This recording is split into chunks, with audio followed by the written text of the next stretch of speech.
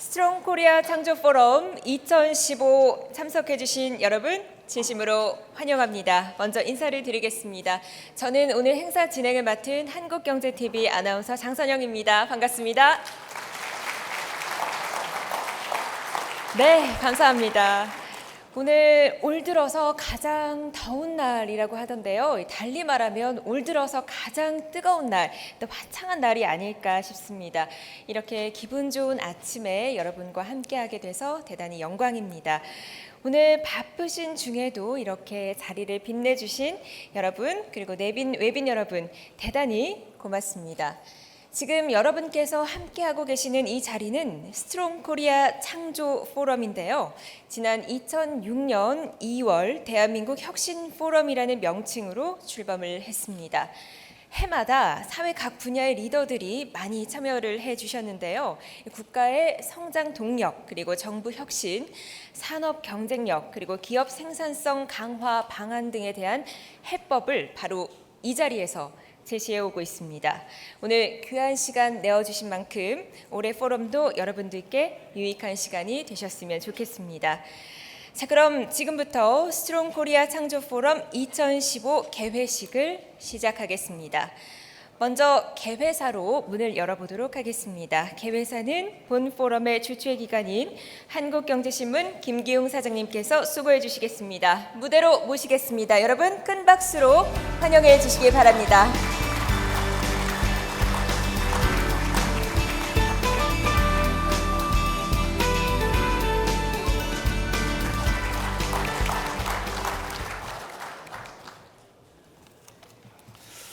여러분 대단히 반갑습니다.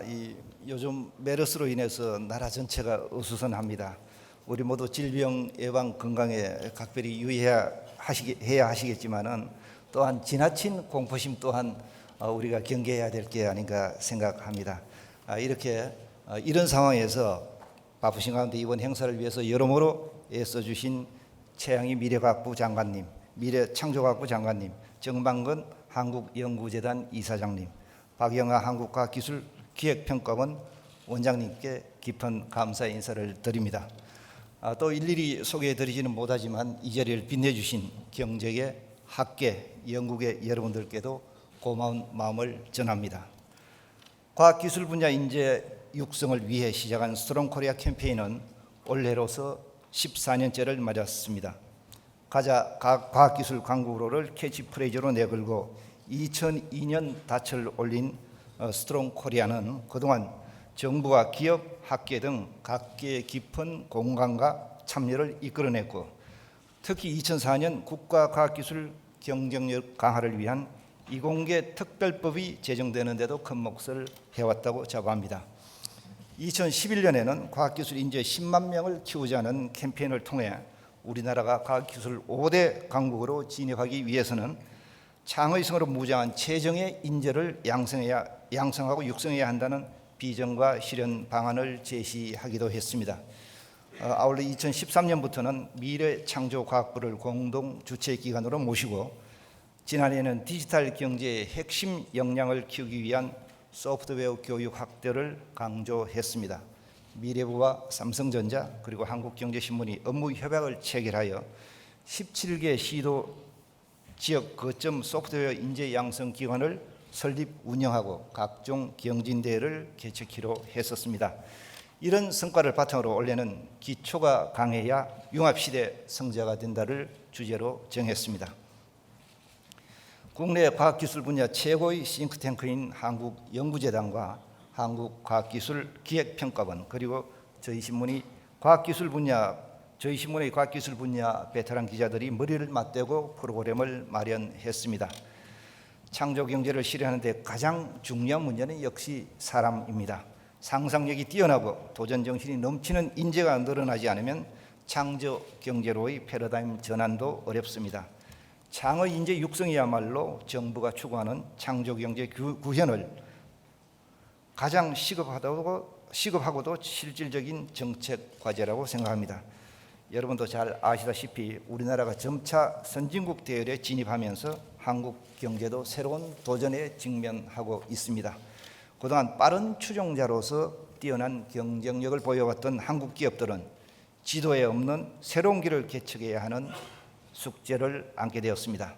과학기술 개발과 인재 양성을 통한 신성장 동력의 발굴이 그 어느 때보다 절실한 이유입니다. 오늘 포럼에서도 김도연 전 교육과학기술부 장관님께서 국가 경쟁력 강화를 위한 과학교육 혁신을 주제로 기조 강연을 하신 뒤 최경희 이화여대 총장님과 대담을 갖게 되어 있습니다. 또 박영하 한국과학기술기획평가 원장님, 이우일 서울대 연구부총장님, 조현정 비트컴퓨터 회장님께서 과학교육의 현재와 미래, 대학과 기업 입장에서의 과학교육 개편 방향에 대한 열띤 토론을 벌일 예정입니다. 오후 세션에서는 로봇공학자인 데니스 홍 미국 UCLA 교수와 뇌신경 연결지도인 커넥톰의 연구를 이끌고 계신 세바스찬 성 미국 프린스턴대 교수가 글로벌 과학기술 변화에 대해 발표를 하시게 되어 있습니다. 이 밖에도 오늘 참석하신 국내외 석학과 전문가들이 머리를 맞대고 창조경제 실현 방안과 과학기술 발전을 위한 다양한 정책 대안을 제시해 주실 것으로 기대하고 있습니다. 저희 신문도 오늘 이 자리에서 나온 여러 정책 아이디어를 기획기사로 다루어 국가 정책으로 발전할 수 있도록 모든 노력을 다하겠습니다. 오늘 행사에 참석해 주신 모든 분들께 다시 한번 특별한 감사를 드리며 메르스 공포를 이겨내시고 늘 건강과 행복이 함께 하시기를 기원드리겠습니다. 대단히 고맙습니다. 네, 여러분 다시 한번 큰 박수 부탁드리겠습니다. 네, 멋진 개회사로 문을 열어주셨는데요. 한국경제신문 김기용 사장님께서 개회사 수고해 주셨습니다. 자, 이번에는 이번 포럼의 공동 주최 기관인 미래창조과학부 최양희 장관님의 인사 말씀이 있겠습니다. 장관님을 무대로 모시겠습니다. 여러분 큰 박수로 환영해 주시기 바랍니다.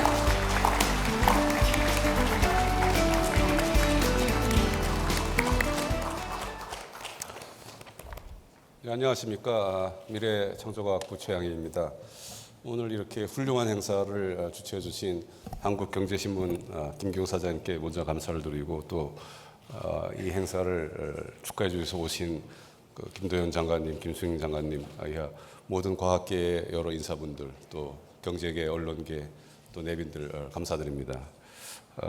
특히 오늘 이 행사는 우리나라가 경제적으로도 어려움에 처해 있고 또 김 사장님 말씀하셨지만 메르스 또는 이런 여러 가지 과잉된 그 공포 속에서 우리가 지금 살고 있는데 이런 희망을 주는 그런 그 주제로서 하는 것으로 더욱 의미가 있다고 보겠습니다.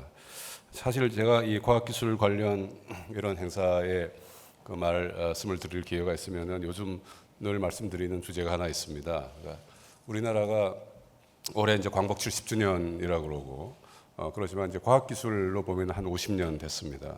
근데 한국이 이렇게 성장해서 여러 가지 경제적으로나 문화적으로나 또는 정치적으로 전 세계에서 이 정도의 이치로 성장하고 자리매김할 수 있게 된 그 근간 배경이 과연 무엇일까? 어떤 힘에서 우리가 이렇게 성장했을까? 하는 것을 살펴보면은 60년대에 우리가 그 어려운 한국 경제 상황에서도 외국의 원조금을 다른 데 쓰지 않고 키스트를 설립하는 데 썼고 또 인재가 필요하다고 해서 특성화대학의 최초 특성화대학인 카이스트도 설립하면서 과학기술 인재를 육성하고 또 연구에 투입하고 그것이 결국은 산업으로 이어져서 종합공업이라든가 기계조선공업, 나중엔 IT, 지금은 이제 앞으로는 생명의료 산업으로 이어지겠습니다만 서비스로 이렇게 계속 과학기술에 투자를 하고 인재를 길러낸 것이 우리나라 50년 이 성장의 뒷받침 밑거름이 되지 않았나 이런 생각을 하고 있습니다. 그래서 이 일선에서 뛴 사람들이 바로 과학기술 인력이고 따라서 아까 김 사장님 말씀하셨듯이 우리나라에서는 가장 중요한 것이 사람이고 가장 우리나라가 자랑할 수 있는 자산이 바로 사람인데 과학기술에서도 예의 없이 이 사람 이 중심이 되어서 지난 50년간 우리나라가 잘해오지 않았나 이런 생각을 하고 있습니다. 더불어 생각할 때 앞으로 우리나라가 그러면은 뭐 10년, 20년, 50년을 어떻게 다시 전 세계에서 또는 자리매김을 할 것인가 어떤 그 전략을 가지고 이 가혹한 냉엄한 현실에서 우리가 성공할 것인가 하는 것을 봤을 때도 여러 가지 대안이 있을 수 있겠습니다. 문화 강국이 될 수도 있고 뭐 외교력도 할 수 있고 여러 가지 다양한 방법이 있겠습니다만은 역시 근간은 그 이노베이션, 혁신, 도전, 아이디어에 기반을 한 이제 과학기술이 우리나라의 기반이 되어야 된다. 이렇게 다시 결론을 이룰 수밖에 없는 것 같습니다. 그리고 그 중심엔 다시 훌륭한 인력, 인재가 있는 것이다.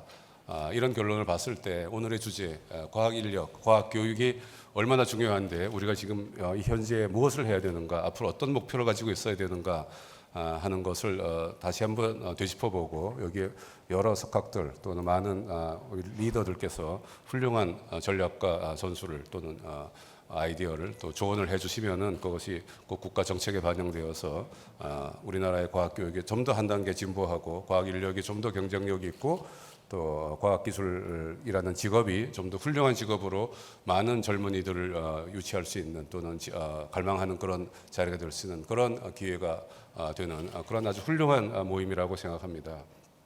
사실 오늘 오후에도 훌륭한 한국이 또 한국계가 배출한 석학들께서 강연을 하십니다마는 많은 사람들이 물어봅니다. 우리나라에는 왜 스티브 잡스가 없고 빌 게이츠가 없는가? 그래서 제가 답변을 딱 간단하게 합니다. 우리나라에는 게러지가 없어서 그렇습니다. 그분들이 다 그 미국의 동네에서 게러지에서 어려서부터 자동차를 고치면서 자전거를 고치면서 집안 수리를 하면서 또는 뭐 나중에는 이제 요즘 같으면 컴퓨터를 만지면서 과학기술에 접근을 하고 익숙해지고 또 갈망하게 되고 동경하게 되고 또 어떤 도전을 하게 되는 그런 환경에 살았는데 한국은 다 아파트에 살고 있기 때문에 게러지가 없습니다. 그래서 사실은 과학 인력, 과학 교육이라는 거는 어려서부터 하는 것이 굉장히 중요한데 이것을 어떻게 할까? 게러지가 없는 한국에서는 어떻게 할까? 그래서 결국은 초중고등학교 때부터 과학적 마인드, 그러니까는 사이언스에 관한 띵킹을 익숙하게 하는 교육을 도입해야 되겠다. 그래서 작년에 미래창조과학부가 교육부나 이쪽 전국의 교육의 리더들과 심도 있는 논의를 거쳐서 새로운 과학교육 과정에서는 이러한 것이 좀 투입이 되어야겠다, 정착이 되어야 되겠다 해서 많은 것이 제안이 되었고 그 일부나마 지금 반영이 된 것 같습니다. 그래서 오늘 아마 많은 분들이 발표를 미래의 과학교육은 어떻게 이루어져야 되고 이것이 어떻게 젊은 세대들한테 희망을 줄 수 있는가 하는 주제가 있는 것 같습니다. 그래서 저희 미래부에서 중점적으로 추진하고 있는 많은 정책 중에 하나가 어려서부터 초중고등학교 시절에 어떻게 과학적 마인드를 함양하는가 하는 것이 있습니다. 그래서 거기에는 많은 과학 교육에 또는 실험 또는 뭐 견학, 과학관 이런 것도 있지만은 이러한 게러지를 대신할 수 있는 한국의 문화를 만들자 이런 것이 있습니다. 여러분들께서 오늘 많은 분들이 중요한 발표를 하시는데 경청해 주시고 또 훌륭한 의견을 주셔서 이것이 우리나라의 과학교육, 나아선 과학기술, 나아가선 한국이 발전하는 밑거름이 될 수 있도록 많이 도와주시길 부탁드리겠습니다. 감사합니다. 네, 다시 한번 큰 박수 부탁드리겠습니다. 네, 최양희 장관님께서 인사 말씀 수고를 해주셨는데요. 말씀해주신 것처럼 오늘 이 자리를 통해서 보다 밝은 우리 미래를 향한 길을 좀 찾을 수 있는 그런 뜻깊은 자리가 되셨으면 좋겠습니다. 자, 이번에는 이번 포럼을 함께 준비한 한국연구재단 정민근 이사장님의 환영사가 있겠습니다. 무대로 모시겠습니다. 여러분 큰 박수로 환영해 주시기 바랍니다.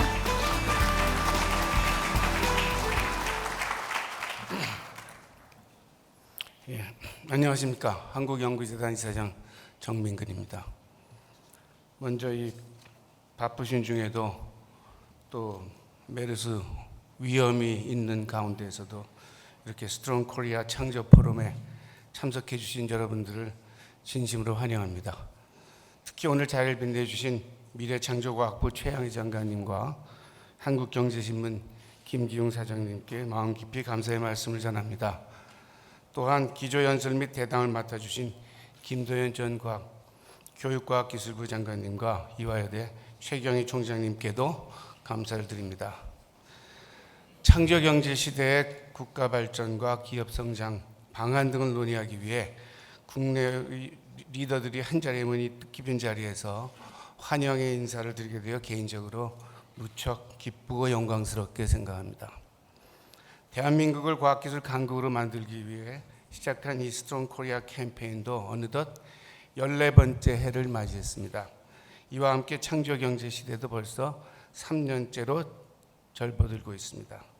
이제는 지난날을 돌이켜 그간의 성과를 점검하고 다가오는 미래에 대비하기 위하여 철저한 준비를 해야 할 시기가 되었습니다. 그런 의미에서 본 포럼은 대한민국 과학기술에 대한 과거의 반성을 통해 미래를 계획하는 의미 있는 포럼이라고 생각합니다. 이 의미 있는 포럼의 올해 주제는 기초 강해야 융합시대 승자된다입니다. 기초 없는 융합은 존재할 수 없으며 이는 마치 모래성과 같아서 금방 허물어지기 일쑤입니다. 이처럼 기초가 탄탄한 융합 인재를 양성하는 것은 우리나라가 과학기술 강국으로 성장하여 글로벌 시대의 승자가 될 수 있는 지름길입니다. 인재 양성의 핵심은 교육이라는 사실은 어느 누구도 부인할 수 없을 것입니다. 융합 인재 양성을 위해서는 우리의 과학 교육이 바뀌어야 됩니다. 과학 관련 과목을 잘 가르치는 것도 중요하지만 탄탄한 기초를 바탕으로 융합적인 사고를 할 수 있는 인재를 가르칠 수 있도록 교육 환경을 조성해야 할 것이며 어느 한쪽의 일병통행이 아닌 모두를 위한 과학을 실현할 수 있는 교육 정책을 만들어야 합니다. 이를 위해 대학은 연구 중심만을 고집할 것이 아니라 교육 중심 대학으로 탈바꿈해야 합니다. 대학의 변화와 함께 기업에서 필요로 하는 인재상, 국가가 필요로 하는 인재상 등 각계의 다양한 의견 수렴을 통해서 교육의 새 틀을 짜야 할 것입니다. 우리 모두가 힘을 합쳐 일구어낸 좋은 교육 환경에서 과학 교육을 받은 융합 인재들은 가까운 미래에 급속히 발전하는 전 세계 과학기술을 선도하는 글로벌 리더로 성장할 수 있다고 확신합니다. 이에 연구재단도 융합 인재의 양성과 활용에 대한 지원뿐만 아니라 학술 및 연구개발 활동에 대한 끊임없는 지원으로 대한민국이 말 그대로 강한 대한민국, 스트롱 코리아로 거듭날 수 있도록 최선을 다하겠습니다. 창의적 연구와 글로벌 인재 양성 지원이라는 우리 재단의 미션을 수행하기 위하여 더욱더 고민하고 노력하기로 이 자리를 빌어 국민 모두에게 약속하겠습니다. 아무쪼록 오늘 포럼에서 창의 인재 교육과 과학교육 정책 방향에 대한 해법을 찾아가시기 바라며 다시 한번 오늘 이 자리에 참석해 주신 여러분들을 진심으로 환영하고 본 행사 준비에 힘써 주신 여러 관계자분들이 중심을 한 노고에도 깊은 감사를 드립니다. 감사합니다. 네, 다시 한번 큰 박수 부탁드리겠습니다. 네, 소중한 말씀 함께 나눠주셨는데요. 이번 포럼 함께 준비해주신 한국연구재단 정민근 이사장님의 환영사였습니다. 자, 이것으로 스트롱 코리아 창조 포럼 2015 개회식의 모든 순서를 여기서 마무리하도록 하겠습니다. 오늘 장관님께서 참석을 해주셨는데요. 최양희 장관님께서는 국정 일정 때문에 행사를 끝까지 함께하지 못하시고 먼저 일어나게 되셨습니다. 오늘 바쁜 일정 중에도 이렇게 찾아주셨는데요. 여러분 장관님께 다시 한번 큰 박수 부탁드리겠습니다.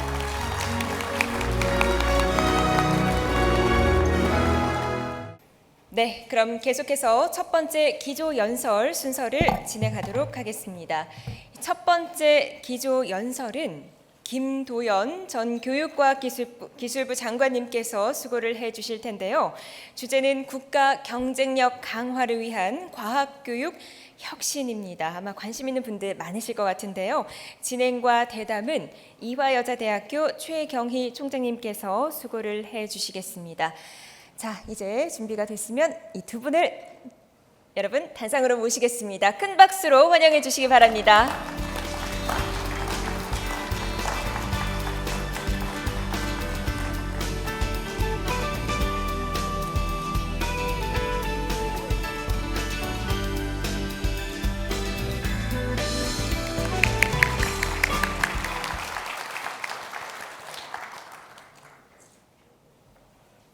오늘 스트롱 코리아 모임에서 여러분 뵙고 인사드리게 돼서 매우 기쁘게 생각합니다. 제가 몇 년 전인가 이 스트롱 코리아, 저는 이 말만 들어도 가슴 설레는 말이다, 뭐 이런 얘기를 한 적이 있습니다. 저희 고등학교 다닐 때 청춘 이는 듣기만 하여도 가슴 설레는 말이다. 뭐 그런 게 있지 않습니까? 그래서 스트롱 코리아 진짜 참 한번 이루어 보고 싶습니다. 뭐 상당히 많이 이루었죠. 그러나 진짜 명실상부한 스트롱 코리아를 한번 이루어야 하지 않을까, 그런 생각을 모두 같이 하고 계신 것으로 그렇게 알고 있습니다.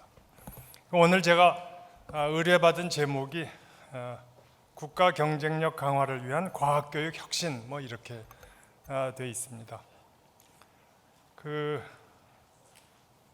나라가 튼튼해져야죠. 그게 국가 경쟁력이고, 뭐 과학교육뿐만이 아니라 하여튼 교육, 그야말로 혁신, 많이 바뀌어야 될 분야인 것 같습니다. 그래서 오늘은 하여튼 과학 쪽에 조금 초점을 맞춰서 말씀드리도록 하겠습니다.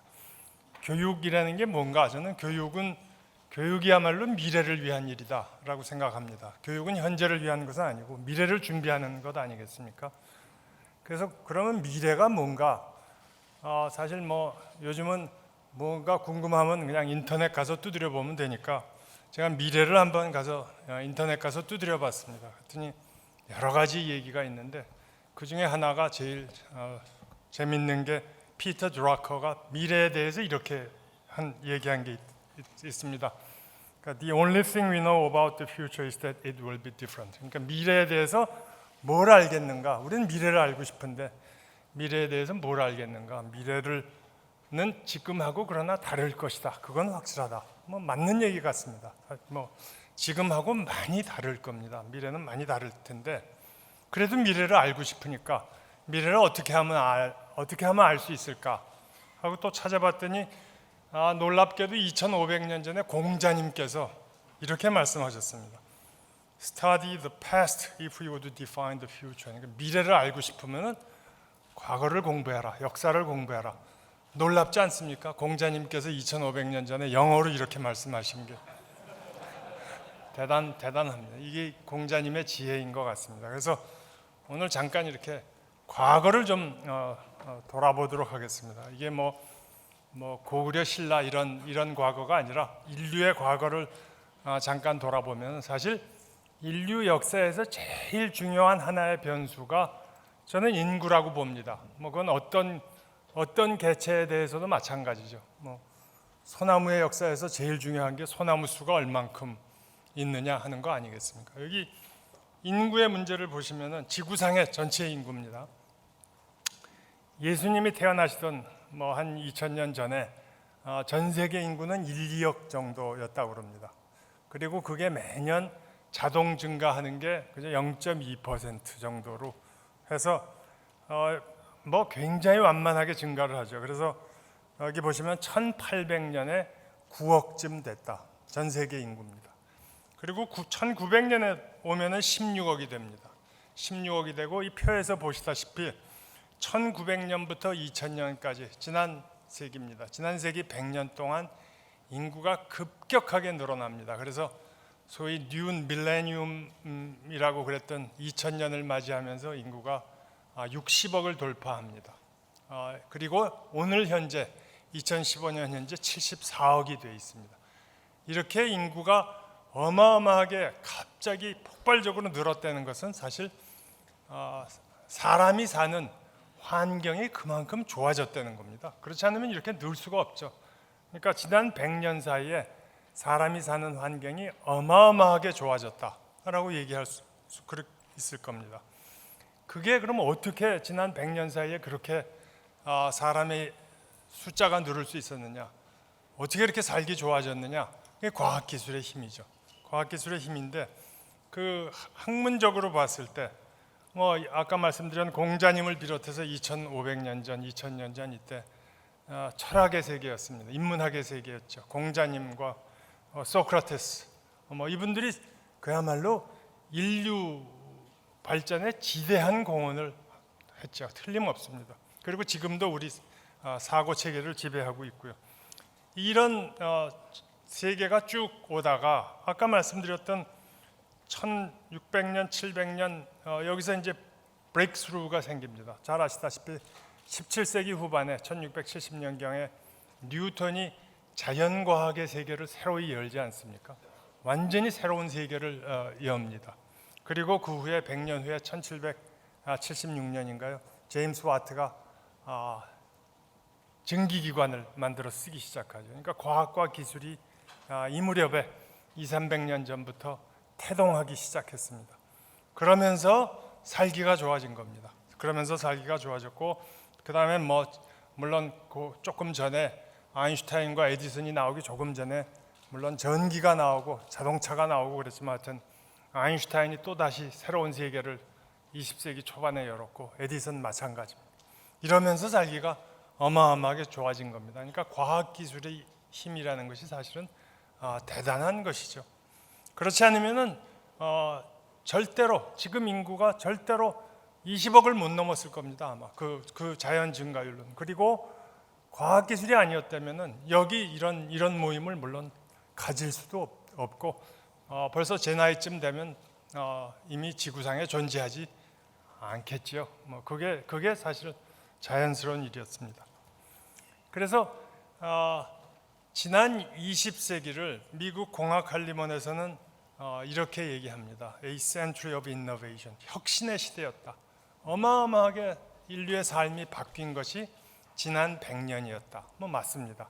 사실은 지구의 역사, 긴 역사 혹은 인류의 역사에 비교하면은 지난 100년은 찰나 같은 그렇게 짧은 기간이지만 그 사이에 어마어마한 변화가 일어난 겁니다.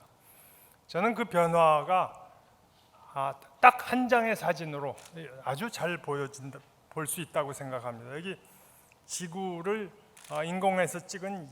인공위성에서 찍은 야경 사진인데, 이 우주에 얼마나 많은 별이 있겠습니까? 그 별은 모두 밤이면 캄캄합니다. 밤이면 빛을 잃죠.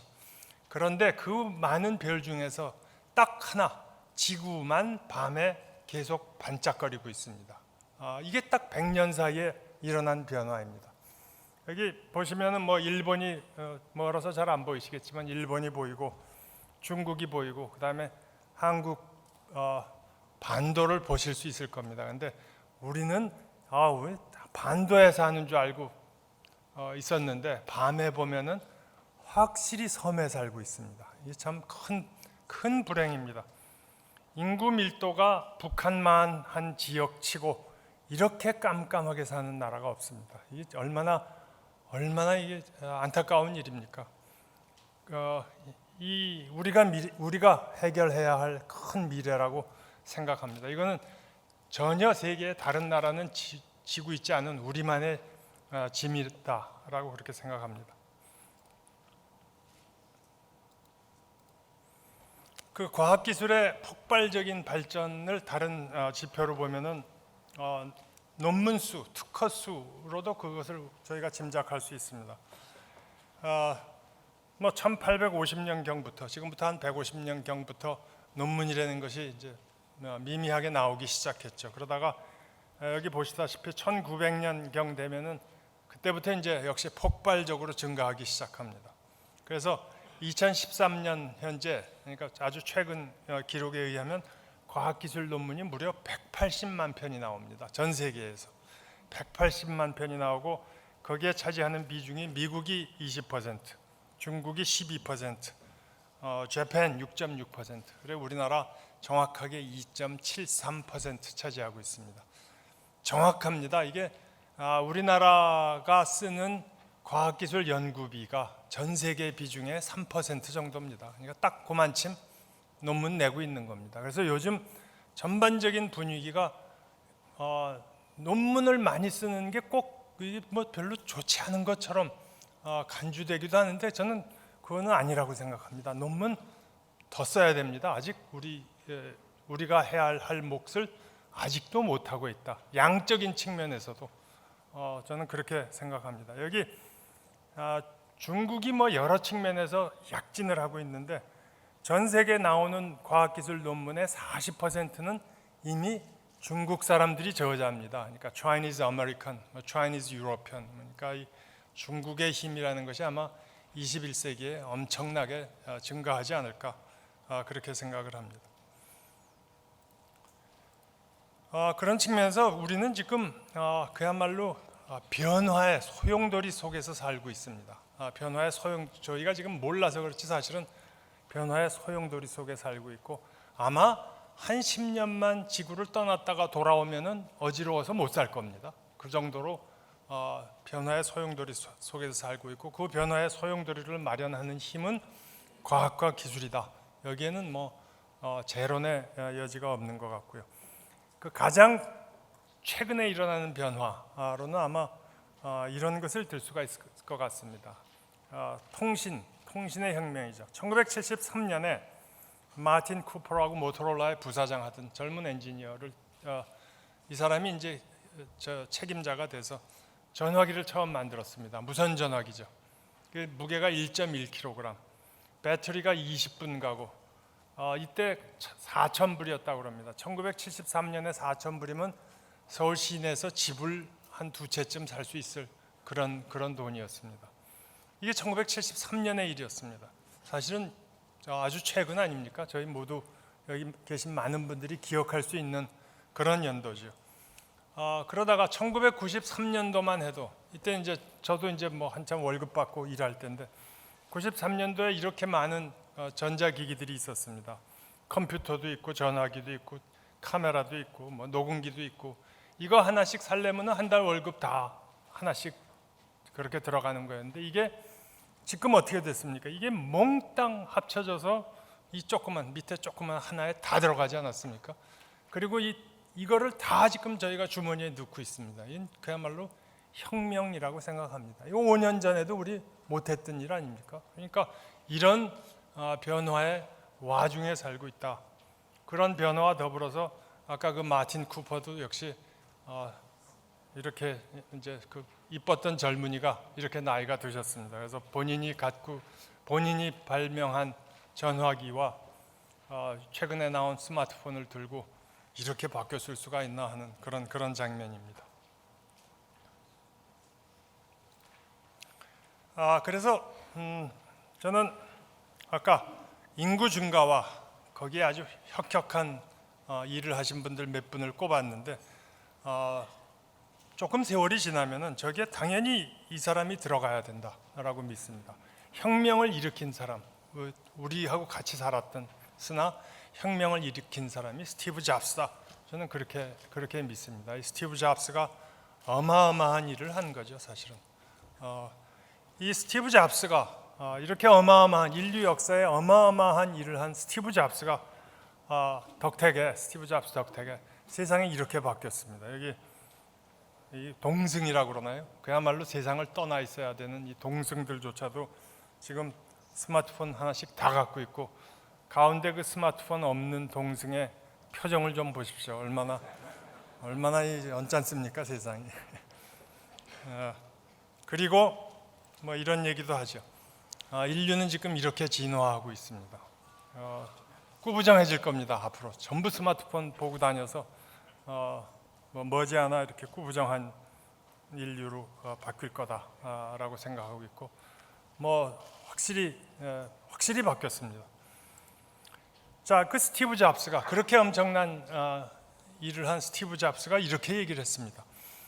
I would trade all of my technology for an afternoon with Socrates.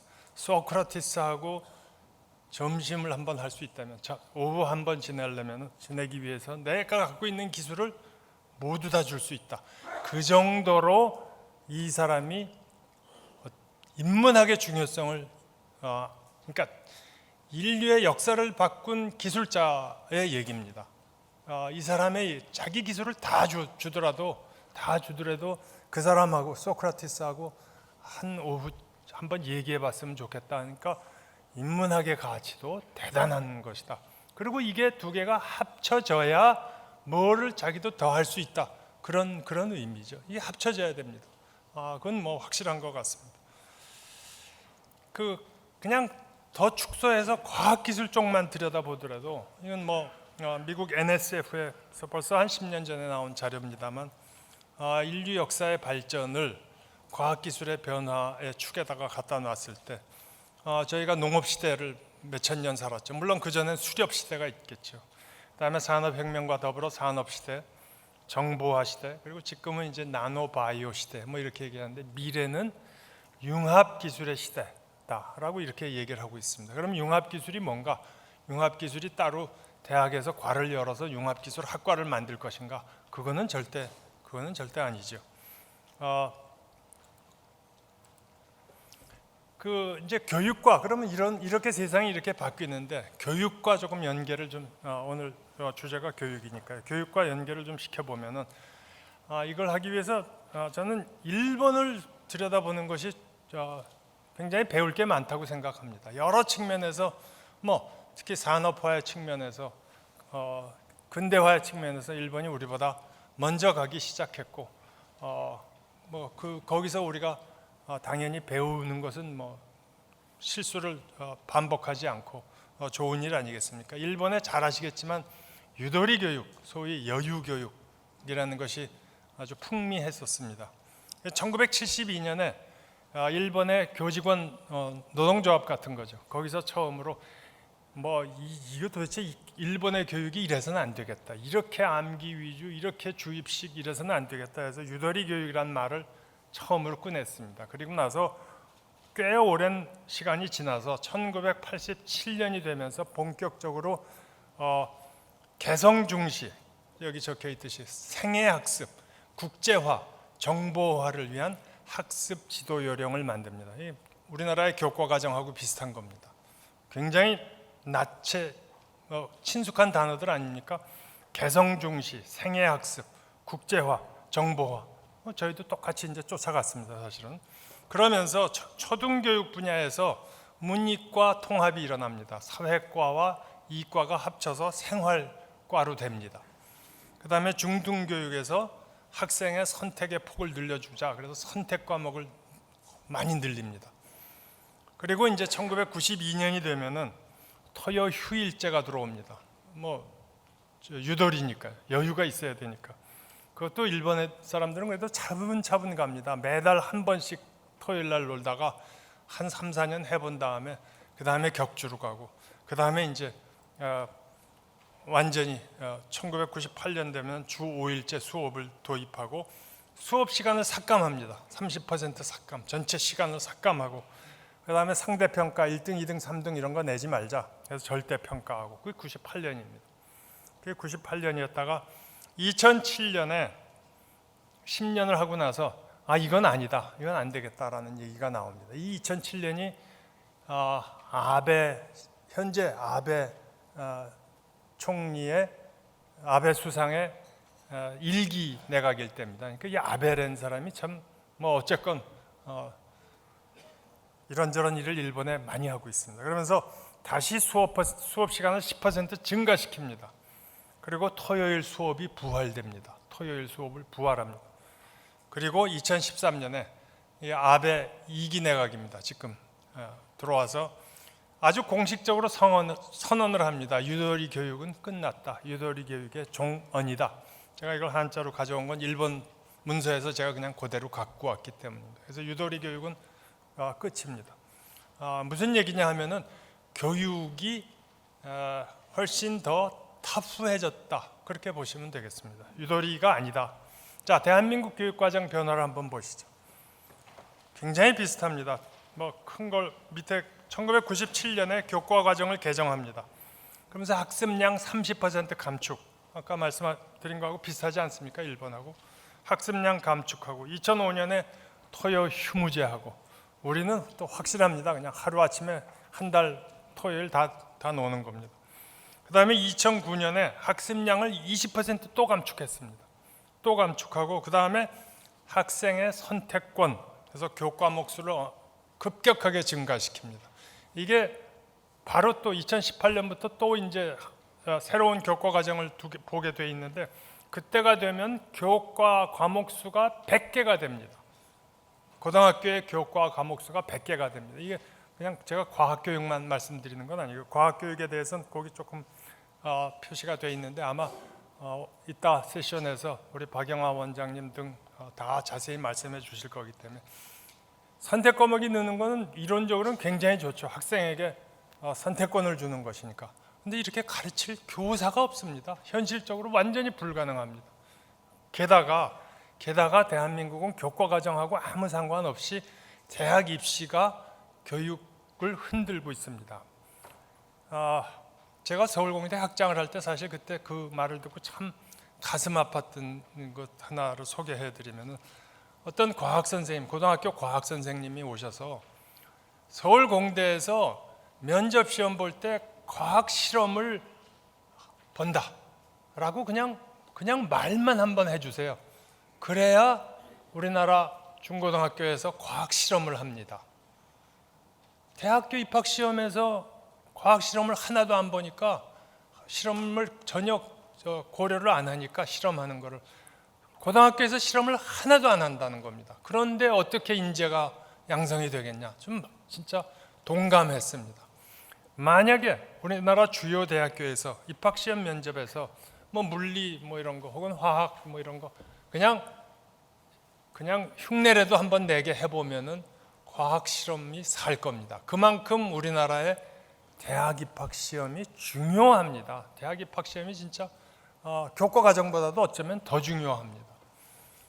그런데 이 수능에 이제 크게 결정을 하는데, 이 수능의 목표는 뭐 굉장히 다 좋고 다 맞죠. 근데 이제 근본적으로는 요즘은 특히 쉽게 낸다 그래서 아주 제한된 범위에서만 내는 객관식 문제입니다. 이것만 반복하는데 3년을 보냅니다. 이것만 반복합니다. 이게 진짜 너무 아쉽죠. 문제풀이 요령만 학습하는 겁니다. 그리고 아주 뭐 제일 좋은 예가 이건데, 우리나라 이 정도입니다. 대한민국이 지금 제2외국어 수험생의 40% 이상이 학교에서 가르치지도 않는 아랍어를 선택합니다. 성적 따기가 좋으니까요. 수능 성적 따기가 좋으니까. 이게 무슨 일입니까? 제2외국어 이 시간을 학교에서 가르치지도 않습니다. 전부 바깥에 나가서 학원에 가서 배우는 겁니다. 그 몇만 명의 젊은이가 지금 아랍어 공부하고 있습니다. 이게 진짜 너무 이 대한민국 교육이 너무 안타깝지 않습니까? 우리 젊은이들이 여기에 시간을 쓰고 있다는 것이. 과학적으로 조금 보면은 진짜 큰일 났습니다. 2011년 바로 뭐 몇 년 사이에 이렇게 바뀌었습니다. 2011년에 물리 2, 화학 2가 이제 본격적으로 그래도 과학 이공계로 가겠던 학생들이 옛날에 다 했던 공부입니다. 물리 2, 화학 2가 2011년에는 전체 학생 수의 11.1%, 24.7% 뭐 이렇게 시험을 봤습니다. 응시를 했는데 수능에서요. 2015년에는 작년에는 1.9%, 2.5%만이 물리 2, 화학 2를 합니다. 이게 어떻게 합니까? 이게 참 큰일 났습니다. 그래서 뭐 그 학생 숫자로 보면은 여기 물리 1 같은 경우 12만 명이 시험 보다가 5만 명이 보고, 물리 2는 2만 5천 명이 보다가 4천 명, 전국에서 딱 4천 명 학생만 물리 2를 보는 겁니다. 화학 2는 5만 명, 6만 명이 보다가 지금 5천 명만이 화학 2를 시험을 보고 있습니다. 다 없어진 거나 마찬가지입니다. 물리 2, 화학 2는 다 없어진 거나 마찬가지. 그렇게 보시면 되겠습니다. 당연히 대학교에 들어오면은 이 교수들이 이공계 대학에서 어려움을 겪죠. 그 실제로 여기 한양대학교 지난 10년간 성적 변화를 보시면 뭐 성적이 이렇게 떨어졌습니다. 뭐 그게 이게 진짜 큰 의미가 있죠, 사실은. 그리고 당연한 얘기입니다만 50개 대기업 인사 담당 임원 조사한 것에 의하면은 이 과학 교육이 부족하다. 그래서 이제 2018년부터 만들어지는 문이과 통합 새로운 프로그램에서 이 대입 제도 이런 걸 포함해서 진짜 혁신을 좀 일으켜야겠다. 그런 얘기들을 많이 하고 있습니다.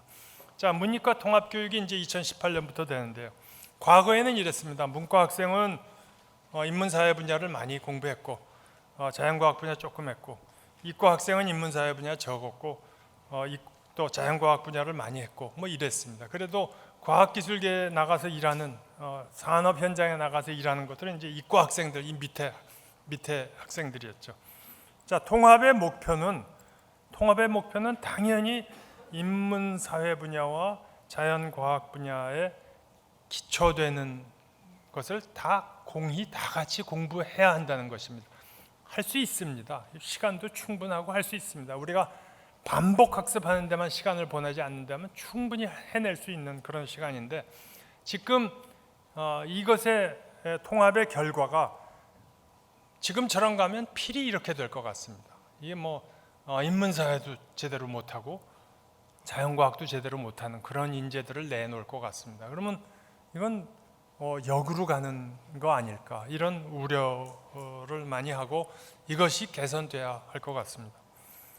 그 과학은 이제 그야말로 미국이나 일본처럼 Science for all Americans, Science for all Japanese 이런 것으로 가야 돼. 기초가 되는 것은 그야말로 모든 국민이 학습해야 될 거라고 믿습니다. 그러니까 대한민국이 굉장히, 그러니까 과학기술이라는 것이 사실은 합리성을 가르쳐 주는 것 아니겠습니까? 아직 얼마나 비합리적이면은 메르스가 유행한다고 그랬더니 그걸 어떤 친구가 바셀린을 코에 바르면 예방이 된다. 그래갖고 바셀린이 동나는 사회입니다. 이건 참 문제가 있다고 생각하고, 이건 과학기술 교육의 문제가 아니라 합리성을 가르쳐주기 위해서도, 합리성을 제고하기 위해서도 우리가 과학기술 교육을 해야 한다. Science for all Americans, Science for all Japanese에서 다른 나라들이 나가는 것처럼 우리도 그런 목표를 가져야겠다라고 생각하고요. 그 다음에 이제 또 하나는 그래도 우리나라 과학고등학교 학생들이라든가 이런 몇 학생들은 훨씬 더 높은 수준의 공부를 할 수 있습니다. 높은 수준의 공부를 할 수 있는데 그 학생들에게 길을 열어줬으면 좋겠습니다. 대학 입시 같은 데서. 그건 이제 소위 Advanced Placement, 이거 미국서는 많이 하는 거 아닙니까? 대학의 강의를 미리 듣게 해서 학점도 미리 주고, 그러니까 빨리 졸업해서 사회에 빨리 나갈 수 있게 그렇게 해주는 것을 AP인데, AP가 우리나라는 아주 제한적으로만 되고 있죠. 이게 사교육을 조장할 거다 그런 이유로 이제 못하게 하는데, 하여튼 교육의 목표가, 우리나라 교육 행정의 목표가 사교육을 막기 위해서가 돼서는 그건 아니라고 생각합니다. 좋은 인재를 길러내기 위해서. 농담으로 그런 얘기도 있지 않습니까? 김연아, 박태환 선수가 공교육의 소산물이 아니지 않습니까? 사교육의 사교육의 결과인데, 그 사람들은 다 그렇게 칭송하면서 왜 이렇게 사교육을 막는 데만 그 초점이 맞춰져야 되는지, 그건 아쉬운 점이죠. 이 AP에서는 마침 우리나라에 묵이 개설됩니다. 묵이라고 하고 Massive Open 코스죠. 그러니까 그 인터넷을 통해서 들을 수 있는 대학 강좌들이 금년에 처음으로 이제 정부에서 이 사업을 하기 시작하는데, 그러니까 전국의 어느 고등학교 학생이든 사실은 이제 대학 강의를 잘 들을 수 있는 겁니다. 잘 들을 수 있으니까 이 묵을, 이것도 정부에서 지금 일을 하고 있으니까 이 한국형 묵, 금년에 처음 열리는 이 묵 강의를 진짜 잘 만들어서 이걸 고등학생들로 하여금 듣게 하고, 그 다음에 적당한 테스트를 거쳐서 이들에게 학점을 주는 그런 과정이 잘 되면 좋겠습니다. 이 묵은 그냥 50분짜리 강의 비디오가 아닙니다. 그러니까 교육 방법에 지금 혁신이 일어나고 있습니다. 사실 미국의 그 대표적인 묵 코세라 이런 데 가서 들어보면은 그저 10분, 15분 요 정도의 강의로 짧게 가면서 현대에 맞죠. 그러니까 그래서 아주 적절한 때 테스트가 나옵니다. 퀴즈가. 그래서 그걸 다 따라가면은 그야말로 제대로 또 이렇게 이수증도 받을 수 있고 그런 제도인데, 한국에서도 잘 개발됐으면 좋겠습니다. 그 교육에 대해서 제가 마지막으로 이제 이분 얘기를 소개해드리면서 마치도록 하겠습니다. 유누스라고 다 잘 아시겠지만 2006년도에 노벨 평화상을 받으신 분입니다. 벵글라데시에서 그 마이크로 크레디트, 그러니까 아주 가난한 사람에게 신용융자를 해서 그 사람들에게 꿈을 갖고 일할 수 있게 해서 아주 큰 일을 하신 분이죠. 이분 글에 이런 게 있습니다. 이분이 에듀케이션에 관해서 그 교육이란 정말 무엇인가? 이걸 좀 서로 이렇게 자문해 볼 필요가 있다. 그래서 이분 얘기는 교육은 삶의 목적을 위한 것이며 우리는 젊은이들에게 삶의 목적을 제공해야 된다. 그래서 이렇게 열정을 줘야 된다는 얘기죠. 젊은이들에게. 그러기 위해서는 세상이 어떻게 돌아가고 있는지 제대로 가르쳐야 되고 그 세상에 능동적으로 끌면서 그 세상을 끌어가면서 살 수 있는 그런 능력을 교육을 해야 되는 것이 교육을 해야 된다. 그런데 이분이 그래서 이걸 진짜 교육을 바꿔야 되는데 어떻게 바꿀 것인가 하는데 저는 이분 결론이 진짜 동감입니다. 이걸 바꿔야 되는데 이 변화시키는 작업, 이 혁신은 아무리 봐도 현행 시스템에서는 이건 불가능하다. 이 변화시키는 이 일에는 현행 시스템과 전혀 관계없는 사람들이 나서야 한다. 저는 동의합니다. 이게 워낙 내가 가진 것 그 사람들에 의해서는 저는 이게 바뀌지 않는다고 생각합니다. 가장 좋은 예가 다 잘 아시겠지만 코닥 왕국의 몰락이 있지 않습니까? 코닥 왕국의 몰락은 1970년대 초반에 코닥의 매출이 대한민국 GDP보다도 많았던 그런 회사입니다. 이 회사가 망했습니다. 2011년, 12년 그때 아주 망했죠. 그런데 놀랍게도 디지털 카메라 때문에 망했는데 그 디지털 카메라를 처음 만든 게 코닥입니다. 다 잘 아시는 얘기겠지만. 그런데 만들어 놓고 거기에 있는 사람들이 코닥의 의사결정권자인 사람들이 자기네 기존 필름 인더스트리가 피해를 볼 것 같아서 전혀 거기에 더 이상 열중하지 않았죠. 그래서 망했습니다.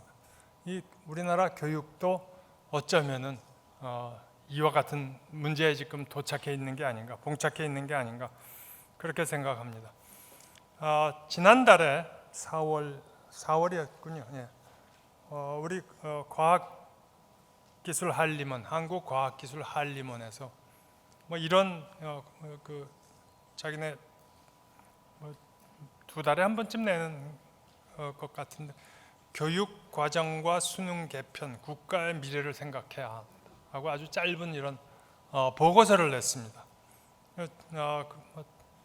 여기에 이분들 얘기가 이제는 교육의 공급자보다 수요자 의견이 반영되는 초당적이며 장기적인 국가교육위원회 같은 거를 좀 만들어서 그 사람들로 하여금 우리 교육을 진짜 좀 바꿔보자. 여러 가지 이 문이과 통합을 되는 게 이게 아주 큰 계기가 될 것 같습니다. 그런데 저는 여기서 수요자라는 것의 개념을 우리는 교육의 수요자 그러면은 학생, 학부모 이렇게 생각하는데 학생, 학부모 물론입니다. 그리고 교육의 공급자 의견도 물론 중요한데 저는 이제 이 사회와 기업이 목소리를 내야 되고 이 사람들이 우리나라 교육이 어떻게 갈 건가 하는데 의견을 좀 내야 된다고 생각합니다. 그래서 오늘 이런 자리가 계기가 돼서 우리나라 교육이 하여튼 조금 지금 같아서는 지금은 아니다. 우리 좀 변화를 좀 모색하는 그런 계기가 되었으면 하는 그런 바람입니다. 네, 감사합니다.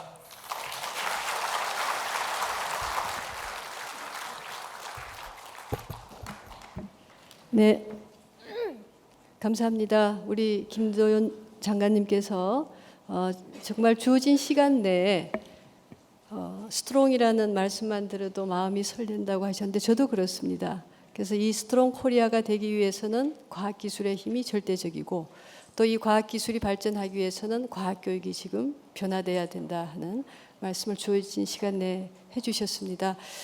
장관님께서 말씀해 주신 부분에 있어서 우리가 정말 전적으로 동의를 합니다. 그리고 특히 장관님께서는 공학자이시자 교육자이시자 또 과학기술 정책 전반을 이끌어 오신 분이시길래 이 포괄적인 안건을 다 담았다고 저는 그렇게 생각을 합니다. 우리가 교육에 대해서 특히 얘기를 하면 아마 오늘 밤을 새도 부족할 것 같습니다.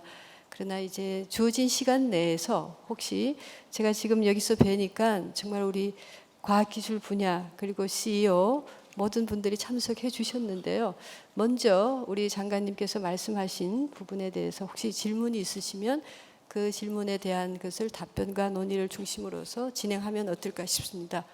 김도연 장관님 그 발표 잘 들었고요.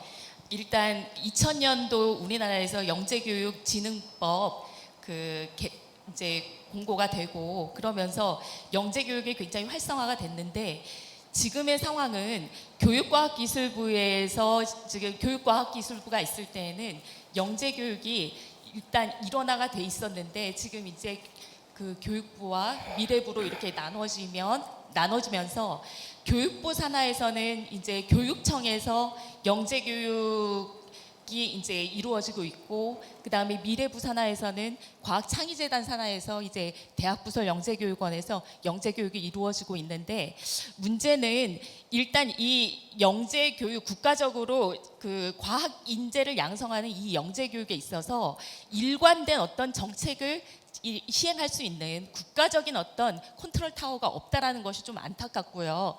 그리고 지금 교육청에서 이루어지는 과학 영재 교육 같은 경우에는 예산이 굉장히 부족한 상태여서 수익자 부담 형태로 지금 이루어지고 있어서 굉장히 지금 과학 인재 양성에 적신호가 켜졌다라고 생각이 들거든요.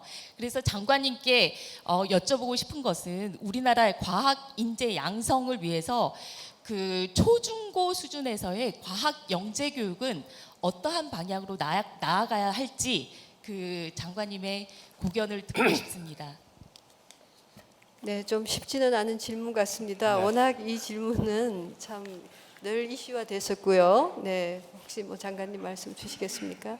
제가 몇 년 전에 저기 일본 친구하고 뭐 얘기를 했는데 그 우리나라 교육에 문제가 많다, 과학기술 교육에 문제가 많다 그랬더니 일본 그 교수가 야 그래도 니네는 과학고등학교라는 게 있지 않냐, 그 맞다고 그랬습니다. 사실은 과학고등학교 굉장히 소중한 존재죠. 거기 교육이 그야말로 좋은 학생들이 모여서 과학기술에 이제 흥미를 갖고 공부를 하니까 좋은데 사실은 문제점도 또 많습니다. 만약에 제가 저는 이제 다음번에 포스텍에 가서 포스텍 학교를 맡아서 일하게 돼 있는데 저는 과학고등학교 2년 만에 졸업하는 학생들을 안 받을 것 같습니다. 3년 동안 거기서 놀더라도 3년 졸업을 좀 하고 와야 되지 않나. 저는 그렇게 좀 여러 가지로 폭을 넓힌 그런 인재가 필요하다 그런 생각이고요. 그래서 하여튼 그 과학고등학교 참 좋은, 그리고 앞으로도 더 육성해야 할 대한민국이 갖고 있는 그런 장점이라고 생각합니다. 근데 그거에 그 뭐 소관기구, 일관된 기구 뭐 이런 말씀하셨는데 그거는 또 전혀 좀 다른 문제이긴 하지만 대한민국이 앞으로 그거는 진짜 고쳐야 될 것 같습니다. 이 정부 기구가 5년마다 이렇게 바뀌는 것은 진짜 이건 바람직하지 않습니다. 그로 인한 저게 굉장히 많은 것 같습니다. 저는 극단적으로 그냥 그런 얘기도 하는데 이게 컴퓨터를 리셋하는 것 같습니다. 다 끄고 다 껐다 다시 시작하고 그러는 것 같은데 이 영속성이 굉장히 중요하다고 생각하고, 그래서 지금 어떤 형태로든지 뭐 어디에 속해서 되고 있으면 저는 이거 바뀌지 않고 계속 갔으면 좋겠습니다. 그래도 잘할 수 있습니다, 사실. 그래서 이걸 또 뭐 소속됐던 기관을 뭐 이 부처에서 저 부처로 또 옮기고 뭐 그거 그렇게 바람직하지는 않고 지금 좀 아쉽고 부족한 것 같더라도 그 안에서 그걸 유지해 가면서 개선해 가야 될 그런 단계가 아닌가 그렇게 생각합니다. 네. 자, 아까 마이크 잡았었는데 저는 두산인프라코아 대표이사 손동입니다. 제가 오늘 말씀드리고 싶은 거는 제가 수요자 입장에서 제가 좀 말씀드리고 싶고요. 그리고 앞으로의 그 방향에 대해서 좀 한번 얘기를 듣고 싶습니다. 저는 수요자 입장에서 지난 10년간 엔지니어들이 공대를 나와서 실제로 현장에 배치하면은 정말 아무것도 모릅니다. 그래서 예전에 20년 전에 졸업했던 그 선배들보다는 너무 떨어지고 실제로 그 전공도 다 인수 안 하고 학점만 번지를 해가지고 들어오는 친구들이 많기 때문에 뭐 실제로 진짜 제가 성적표를 한번 봤습니다. 그 진짜 기계공학에서 유척학을 들어야 되는데 골프를 듣고 오질 않나, 식용과에서 요리를 배우고 들어오질 않나. 물론 뭐 다양성에서 굉장히 좋은 그 가치는 좋겠지만 실제로 수요자 입장에서 보면은 직원들이 너무 좀 약해지지 않았나, 지난 10년간 그런 게 굉장히 많이 느끼고. 오늘 그 무쿠 얘기하셨는데, 한국형 무쿠, 저는 그 2년 전부터 저희 직원들한테 그 미국의 무쿠를 직접 듣게 합니다. 그래서 전기공학 뭐 예를 들면 저희가 필요한 거를 지금 직원들이 모자르니까 직접 거기 가서 다시 들어라. 근데 그 상당히 그 이제 $20인가 $50 정도 저희가 주면은 학점까지 이수해 옵니다. 그래서 그걸 지원해주고 꼭 듣게 하고 그걸 해서 좀 실무에 적용할 수 있게 이제 그런 걸 많이 했습니다. 근데 이제 그 무쿠를 보면은 저희 한국형 무쿠 얘기하셨지만 좀 더 활성화시켜서 지금 대학이 이 무쿠를 하면은 그 주입식 교육이나 이런 거는 정말 이제 없어져야 되지 않겠습니까? 그래서 저희 전체 대학이 그건 이제 완전히 획기적으로 변해야 된다고 봅니다. 그래서 이 강의는 이제 기본적인 강의는 무쿠를 통해서 되고, 나머지는 질문과 그 학교에서 치열한 토론, 그리고 그런 것들을 서로 토론하면서 배울 수 있고, 그래서 이 기업에 와서도 자기 의견 내고 또 새로운 아이디어에 대해서 치열한 토론을 하고, 그래서 신제품 만들고 그런 그 토양을 만들어야 될 것 같고, 대학 수도 너무 많은 것 같은데, 죄송합니다. 이 대학 오신 분들 많이 계신데 그런 것들 좀 획기적으로 좀 정리를 할 건 하고 그래야 되지 않겠습니까? 제가 이 보면 세상이 굉장히 많이 바뀌었는데 특히 그 교육 방식에 대해서는 좀 아직 멀은 것 같아서 제가 감히 한 말씀 올리고 의견을 좀 듣고 싶습니다. 감사합니다. 네, 무엇보다도 좋은 제안이라고 생각을 합니다. 제가 알기에 우리 김도연 장관님께서 일간지에 무쿠에 대해서 무쿠를 확산시켜야 된다는 걸 아마 한 4, 5년 전에 이미 쓰셨던 것을 제가 읽은 기억이 납니다. 그리고 우리나라도 교육부에서 올해 K-무쿠 시범 강좌 10개 대학을 이제 선정을 해서 지금 확산시키려고 하는데요. 정말 무엇보다도 마지막에 우리 교육의 수요자는 학부모, 학생뿐만 아니라 사회와 기업이다 하는 말씀을 해주셨는데 여기와도 또 연결이 있는 것 같습니다. 혹시 네, 장관님. 네, 제가 지금 말씀드리면서 생각해 보니까 제가 대학교에 33년을 있었습니다. 그러니까 우리나라 대학 교육이 잘못되는데 저도 책임이 조금 있습니다. 33년을 있었는데 진짜 대학이 바뀌어야 됩니다. 그건 뭐 동의합니다. 대학이 여러 가지로 바뀌어야 됩니다. 너무 뒤떨어져 있는 것이 우리나라 대학 조직이라고 저는 생각합니다. 그래서 워낙 강고해서 근데 이거 안 바뀔 것 같은데 바로 지금 말씀하신 그런 것에 의해서 바뀝니다. 저는 무기 하나에 우리나라 대학을 크게 바꿀 수 있는 방향이라고 생각하고요. 기업에서 예를 들어서 서울공대 전작과 나온 거 오케이 좋다. 그런데 너 코세라 그 무게 가서 무슨 강의 들어온 서티피케이트 내라. 그러기 시작하면 바뀝니다. 대학교 졸업장이 의미를 잃어야 됩니다. 어떤 의미에서. 근데 지금 이미 그렇게 부분적으로 하고 계시는 거 아닙니까? 그리고 아마 저는 그렇게 갈 것 같습니다. 그래서 그런 힘에 의해서, 그런 사회에서 그런 힘에 의해서 대학도 바뀌어 갈 거다. 저는 그렇게 생각합니다. 아주 동감입니다. 네. 네, 그 교육 과정에 관련돼서 하나만 이제 저도 말씀을 드리면 유럽과 미국에서 1970년 그리고 90년, 2000년 이후면서 크게 세 차례 개혁을 했는데 그때 그 교육을 단순히 교육 관련자에만 맡긴 게 아니라 기업인들과 함께 했었습니다.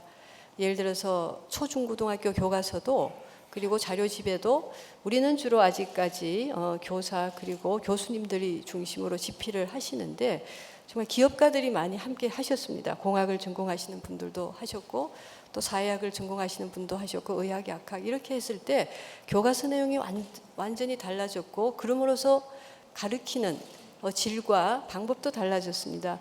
여기 우리 김성한 한국창의재단 이사장님께서도 와 계신데 앞으로 그런 부분도 함께해서 정말 기업이 끌어주면 대학도 더 빨리 변화하고 이에 따라서 초중고등학교도 변하지 않을까 저는 그렇게 생각을 합니다.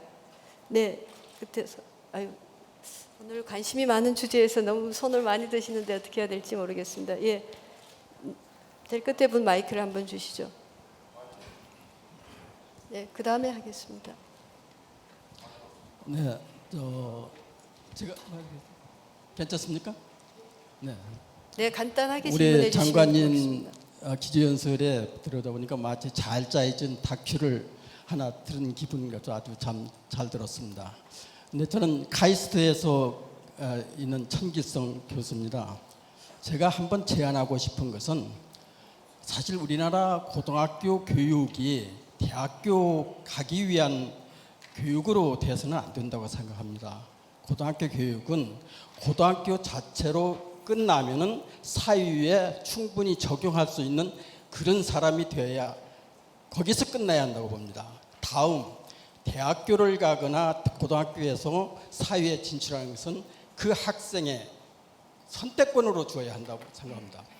그 학생은 고등학교 나와서 사회에 나서 이 짭을 잡고 그 다음부터 무크라든지 기타 방법으로 계속 자기 발전을 할 수 있는 기회가 되고 또 한 사람은 대학교 가서 좀 더 교육을 받고 사회에 들어가는 그런 두 가지 찬스를 선택권을 가질 수 있는 그런 상황이 돼야 한다고 저는 생각합니다. 그래서 여기 많은 총장님께서도 와 계시고 교육자 계시는데 그런 상황을 좀 더 한번 제안해보고 제가 생각하기는 국가에서 일본처럼 유도리 교육이라든지 그렇지 국가에서 대학교 교육을 너무 통제하거나 그런 상황이 되어서는 안 되고 각 대학교가 대학교에 맞는 특성, 미래 환경에 맞는 그런 독창적인 교육 방법을 스스로 개발하고 대학교끼리 서로 경쟁하는 그런 시스템으로 좀 갔으면 좋겠다 하고 저는 제안을 해봅니다. 감사합니다. 네, 감사합니다. 좋은 제안으로 받아들이겠고요. 지금 두 분께서 손을 드셨는데 주어진 시간으로 인해서 질문을 먼저 받고 그 다음에 정리하는 거로 하겠습니다. 네, 그 앞에 분 말씀해 주시죠. 마이크. 네, 네. 그 직전 두 분 선생님 말씀과 관련해서 제가 교육 현장에 있는 교수의 입장에서 좀 말씀드리고 싶어서 감히 일어났습니다.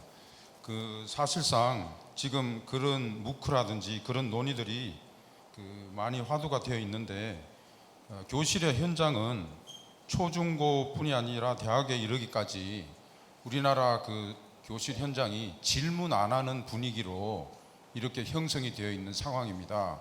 그 원인이 뭐냐면 단순히 그 교수들이 교수 방식을 바꿔야 되는 그런 문제가 아니라 학생들은 장학금을 받기 위해서 민감하게 학점 따는 경쟁으로 머릿속에 셈법이 돌아가고 있습니다. 즉 다시 말해서 그 고등학교에서도 잠자는 교실이라고 해갖고 그걸 타파하기 위해서 많은 개혁적인 교사님들이 거꾸로 교실이라는 그런 프로젝트를 지금 사실은 하고 있습니다.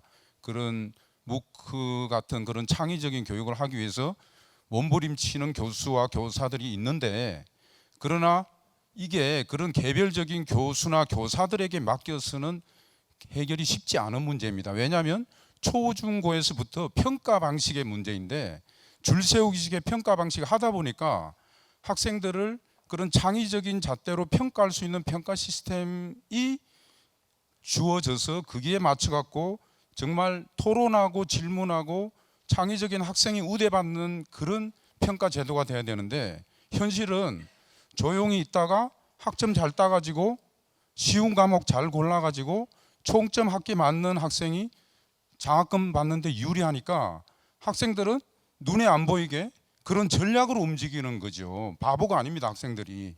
그러니까 제가 당부드리고 싶은 것은 교육계에서 어떤 이 평가 방식 자체를 이 획일적인 지금까지 점수 따기 이런 방식이 아니라 정말 토론하고 질문하고 못해도 질문하는 그런 학생들이 우대받는 평가 방식 체계로 초중고 대가 같이 가지 않으면 개별 교사나 교수들이 힘으로서는 이 하루아침에 이루어지기가 쉽지 않은 현상이라고 봅니다.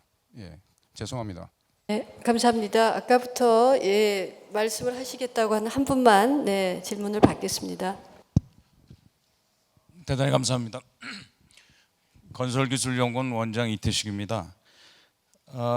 일단 김도현 박사님 말씀하신 것 중에 좀 우려가 돼서 SCI의 퀀티티는 늘어나야 되지만 또 퀄리티도 늘어나야 되지만 출연 연구 기간은 좀 방향을 약간 바꿔야 됩니다. 그래서 논문보다는 사업화 쪽으로 좀 가는 것이 좀 맞는 방향인 것 같고요.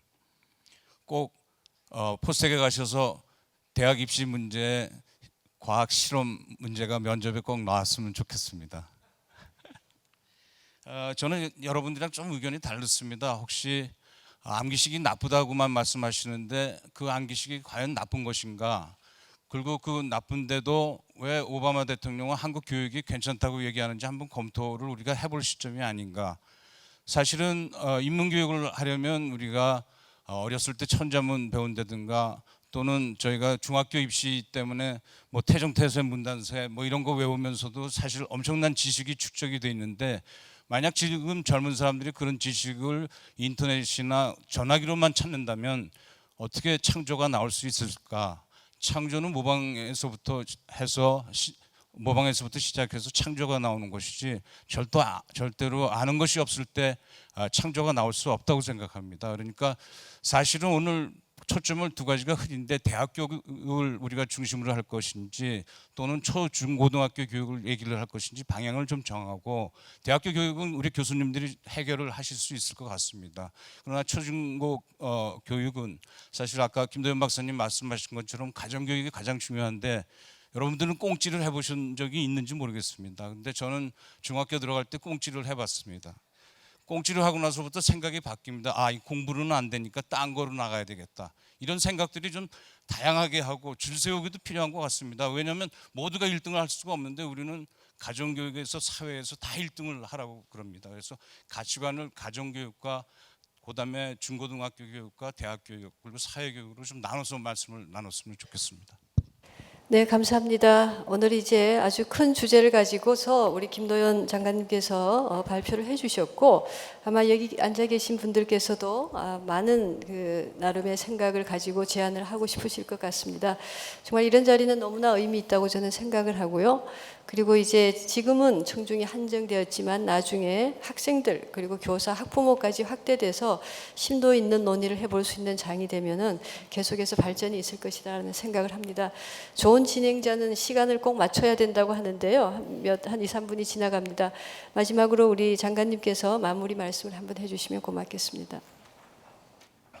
네, 오늘 스트롱 코리아 이런 자리를 마련해 주신 우리 한국경제 감사드립니다. 저는 우리나라의 이런 교육에 관해서 특히 얘기하는 그런 자리가 많아졌으면 좋겠습니다. 그러니까 왜냐하면은 사실은 저에 대한 스스로의 반성이기도 하지만 교육 문제 굉장히 심각하다 다들 이제 그러면서도 자식을 대학교에 보내고 나는 순간 완전히 잊어버립니다. 그 다음부터는 그냥 이건 내 문제가 아닙니다. 그리고 내가 고통받았으니까 내 후배들도 고통받아야지 뭐 이런 것처럼 돼서 이걸 항상 여러 사람들이 모여서 이 이슈를 얘기하고 이걸 자꾸 특히 언론기관 같은 데서 이 문제를 발굴해주고 그래야만 이게 조금이라도 그래도 해결의 길에 들어서지 않을까. 굉장히 중요한 문제라고 생각합니다. 그래서 오늘 이렇게 자리를 함께 해주신 분께 진짜 감사드리고 또 이런 기회를 갖게 돼서 저는 대단한 영광으로 생각합니다. 네, 감사합니다.